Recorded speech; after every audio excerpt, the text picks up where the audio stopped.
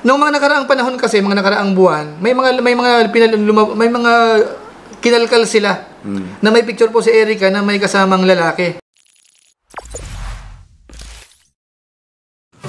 Mga kalingap, nandito na ang Tambalang, Kuya July at RP Max Vlog. Tambalang, RP Max Vlogs at July Paunel. Tatalakayin ang iba't iba at napapanahong isyu kasalukuyang hinaharap ng mga kalingap. Bigyan ng paliwanag at maayos na komento at reaksyon patungkol sa iba't ibang katuwang ng lingap sa mahihirap sa pagtulong sa ating mga kababayan. Ayan, what's up guys? Good morning. Ayun, good morning po. Napagpalang hapon sa Pilipinas. Mga kalingap, mga kababayan po natin at mga katugang natin. Magandang hapon sa Pilipinas, partner, dahil umaga dito sa lugar natin. Magandang umaga sa Amerika, Canada. Ayan, soundcheck tayo. Yung sobrang paninira naman sa mga ibang recipient ng Team Kalingap, kamukha kay Erica. Kasi kahapon ho, mga kalingap, ito patungkol po ito sa pangalanan pa ba natin? Yung lagi nagpo-post sa social media na galit kay Erica? Oo, okay lang. Kasi sabi nga ni Dodski, Professor Dodds, i-hearsay daw pag di natin pangalanan. Sige, pangalanan mo. Si Baktidol, di ba? Baktidol ba yan? Ito kasi mga kalingap ganito. Noong mga nakaraang panahon kasi, mga nakaraang buwan, may mga kinalkal sila na may picture po si Erica na may kasamang lalaki. Actually, yung mga itsurang bata pa eh. Magkatabi lang naman dun sa picture, mga kalingap. Sandali partner, ipipigilan kita. Stop muna kita sandali. May nagtatanong ng GCash natin. Sige.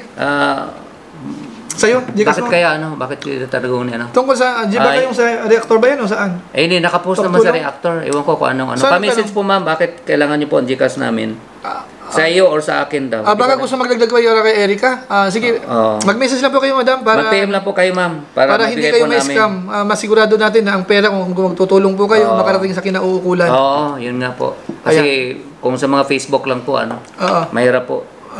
Basta, kasi mahirap yun. Yung bang hindi kayo sigurado? Kababayan natin, pinaghirapan din yung pera.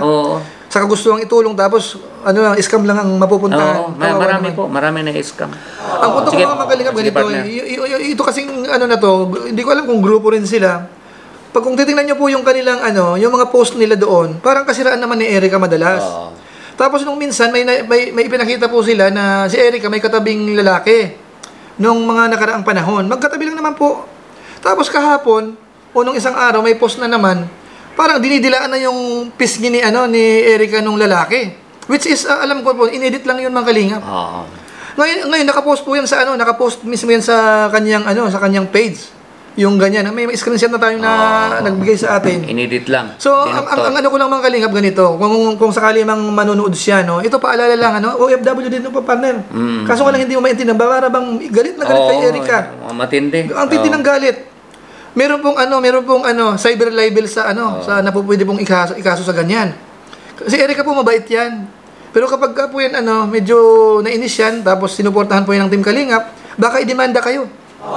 Mali yung ganun Pero pakikita mo sa social media, dinidilaan yung pisngi ni Erica noon.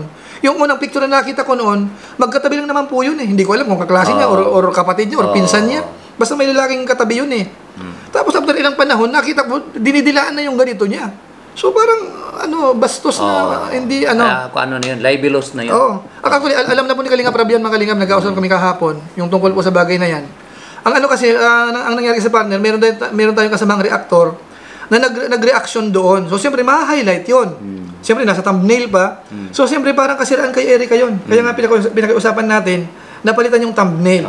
Kahit na parang pinagtatanggol mo si Erica doon, pero na-highlight doon sa thumbnail na malaswa. Malaswa yung inedit na picture. So, ang punto natin dito, mga kalingap, yung gumagawa niyan, mag-iingat tayo. Kasi mamaya kayo mabuweltahan yan. May cyber libel po sa atin. Account mo yun, hindi naman fake account yun eh. Yun mismo yung page mo yun eh.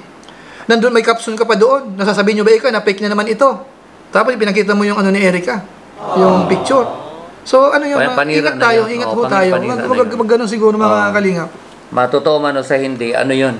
Libelous yung ang pinagtataka ko, partner, tayo mga viewers tayo, bakit hindi nila tayo mag-relax? Bakit ganoon tayo mga manira, mga atake sa kapwa, Grabe ibang community? grabe nga. Ano bang gusto niya? Ayun ang tanong, ano bang motibo niya? Yun nga, Kasi ang hindi ka naman siguro gagawa ng ganon kung wala kang motibo.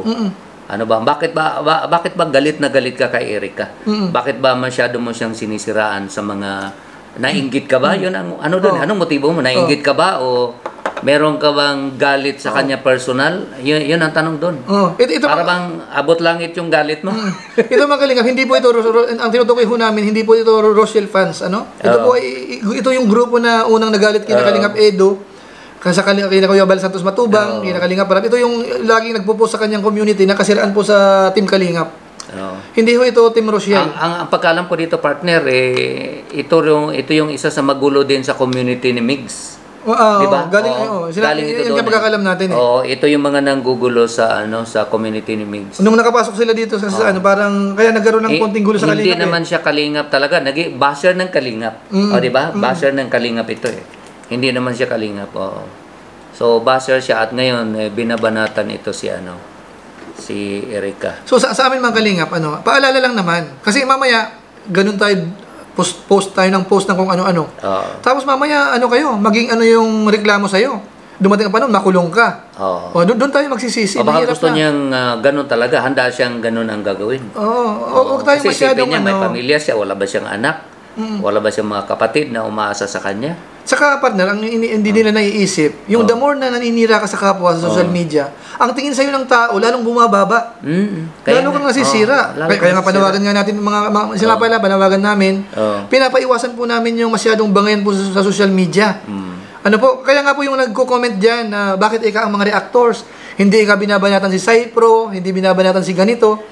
Alam niyo kasi mga Kalingap, merong instruction sa amin. Pinapaiwasan po ni Kuya Bal yung masyadong papatulan mo yung mga kaguluhan na yan. Kaya hindi kami nagre-react. Nung kay Kalingap Rab yung kay Kapisot noon, tahimik yun kung tutuusin.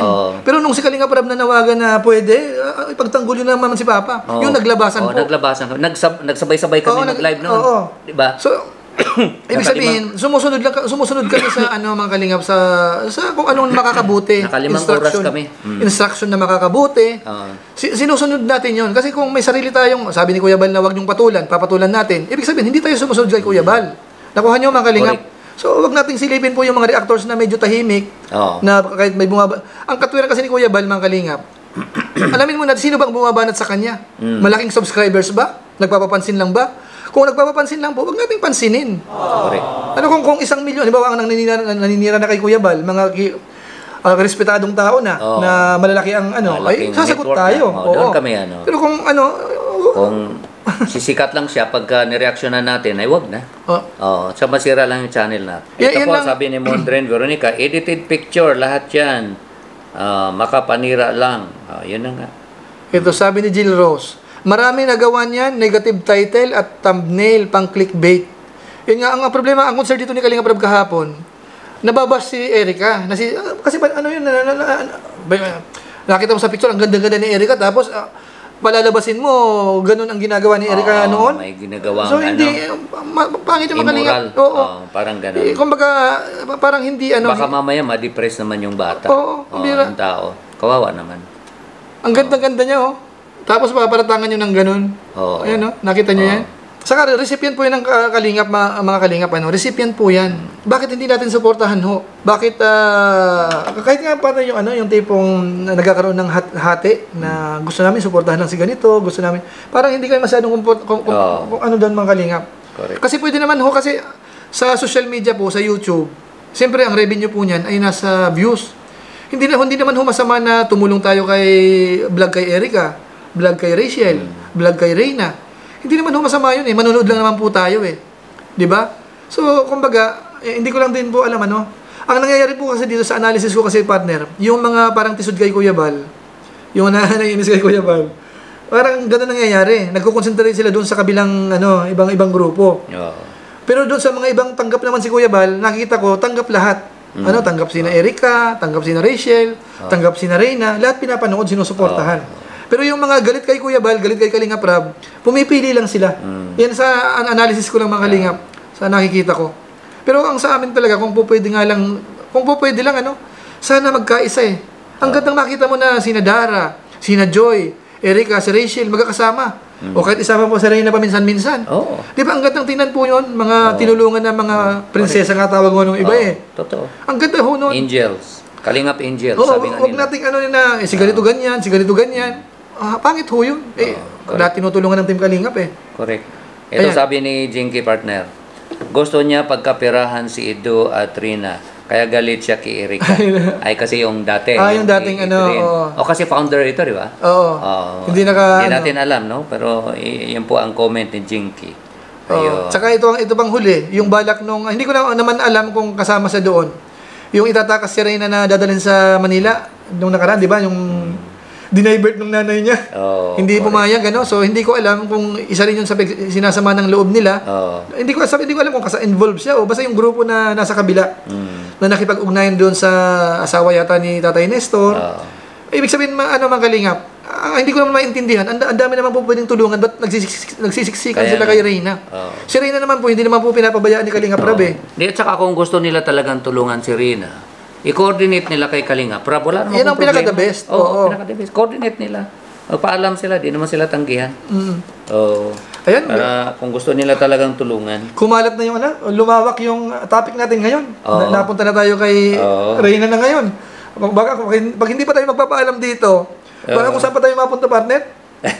Ayun. So may mga napunta sa yung palitan ng opinion partner, napunta kay yung binanggit natin na panira kay Erika. Shout out po sa inyong lahat. Sa lahat na mga kalingap. Ito ba, sabi ni Rosie Crisostomo, bigyan na lang ninyo ng leksyon, yan kasi di titigil yan. Sana tulungan na lang si Erika. Ito yung si Bactidol. Naninira kay Erika. Ayan. Bigyan ng leksyon. Anong klaseng leksyon ba? Demanda na ang cyber libel ng tinutukoy niya. Totoo yan. Kasi kung yun ang paraan. Mapanirang puri na yung ginagawa niya. Kung sobra-sobra na, isipin mo, napaka-inosenteng tao, gaganunin niya. Hindi natin alam kung ano talaga yung kanyang motibo. Yun ang mahirap. Kung ano man po, kami man po may nabanggit na sa palagay niyo po, nakasakit ng inyong kalooban, pagpasensyahan niyo po kami. Pasensya na po. At hindi namin sinasadya yun mga kalingap. Sabihin nyo sa amin, mag-message kayo, itutuwid natin sa mga susunod na pagkakataon. Basta ang sa amin ho, magsama-sama tayo dito sa Team Kalingap, magtulungan tayo dito. Laging good vibes tayo. Ang good vibes lang. Pag tayo nating hati-hatiin yung mga recipient na yan, magkaisa tayo, lahat sila. Kung may nagsasabi na binabanatan namin, nababas yung iba sa live namin, panoorin niyo po yung live namin. Kung ang ay may mga sinabi kami na dapat ibas yung mga viewers o kung sino man. Ano mga kalingap? Minsan lalo kapag nag-flood yung heart, di namin alam na yung nangyayari lumalabas diyan. Nag-uusap na dyan yung mga nagko-comment. So, hindi na po namin kontrolado yun. So, kung may mga nababas man kung sakasakali, huwag nyo na hong isisi sa amin. Kasi once na nababasa naman namin yan, tinutuwid namin yan. So, pasensya na lang ho kung sakali mang merong ganun. Basta ang namin dito, intention namin dito, basta hanin ng Kalingap, tulong-tulong po tayo. Wala tayong kasama sa Team Kalingap na ibabaon natin o sisiraan natin. Ano po? Suportahan natin. Ayan po. So maraming salamat po sa inyong lahat. Salamat guys sa inyong paalam po muna kami. God bless po sa inyo. God bless po sa lahat. Bye-bye po muna. Bye-bye. Bye-bye. Salamat.